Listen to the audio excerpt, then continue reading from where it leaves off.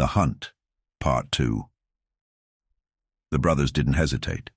The glowing eyes in the tree line were all the motivation they needed. Ethan hauled Jack to his feet, the older brother grimacing with every step. "We can't outrun it," Jack panted, leaning heavily on Ethan. "Then we'll find another way," Ethan replied, his voice trembling but resolute. The forest seemed alive around them, branches clawing at their clothing, shadows twisting and writhing in the corners of their vision. Through the dense trees, Ethan spotted a faint glimmer of light, a reflection. "Water," he shouted. "There's a lake ahead." The snarls behind them grew louder, the beast crashing through the forest like a freight train. With no other options, they stumbled toward the glimmer, bursting through the trees onto the rocky shore of a vast, dark lake. The water stretched into the blackness, its surface eerily still. Ethan's flashlight flickered across the shoreline, revealing an old wooden rowboat half submerged in the muck. It was battered and weathered, its paint peeling, but it looked seaworthy enough. "That's our ticket out," Ethan said, dragging Jack toward the boat. "You think that thing can't swim?" Jack hissed through gritted teeth, though he was too weak to argue further. The brothers pushed the boat free from the mud, their hands slipping on the slimy wood. Jack collapsed into the boat while Ethan shoved it into the water, climbing in as it floated free from the shore. The beast emerged from the tree line just as they began rowing. Its massive frame stood silhouetted against the moonlight, steam rising from its matted fur. For a moment it simply watched, its glowing eyes locked on the brothers. "Row faster," Jack urged, his voice hoarse. Ethan didn't need to be told twice. He pulled at the oars with all his strength, the boat creaking with each stroke.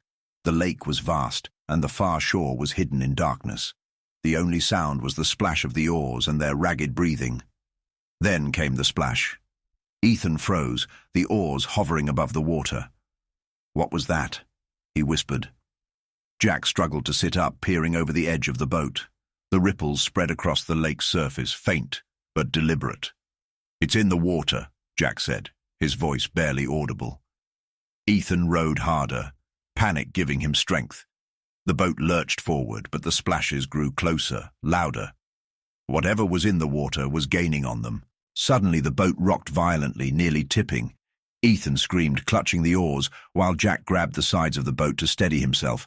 "It's under us," Ethan yelled. Another jolt sent the boat spinning. Ethan dropped one of the oars, watching helplessly as it disappeared into the black water.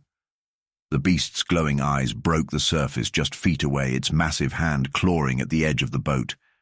Jack raised his rifle, firing point blank. The roar that followed was deafening, the creature vanishing beneath the water in a froth of bubbles and blood. "Did you kill it?" Ethan gasped. The boat steadied, the lake eerily calm once more. For a moment, it seemed they might have won. But then, the boat began to sink. Water poured in through a massive hole in the hull, the beast's claws having torn it apart. "We're not going to make it," Ethan cried, trying to bail water with his hands. Jack grabbed his arm, his eyes fierce despite his injuries. "Swim. Get to shore. I'll hold it off." "I'm not leaving you." "You don't have a choice," Jack shouted, shoving Ethan into the water just as the beast erupted from the depths, its roar shaking the night. Ethan swam with all his strength, tears blurring his vision. Behind him, the boat splintered with a deafening crack, and Jack's rifle fired one last time. Then there was silence. Ethan clawed his way onto the far shore, collapsing onto the cold, wet rocks. He turned back toward the lake, his heart pounding as he searched the water for any sign of his brother. "Jack!" he screamed, his voice echoing across the lake. There was no response. Only the faint ripple of waves lapping at the shore. As he lay there, gasping for breath, he noticed something strange. The ripples were moving toward him, fast. The glowing eyes broke the surface once more, closer than ever. Ethan scrambled to his feet, stumbling backward as the beast rose from the water, towering over him, and then everything went dark.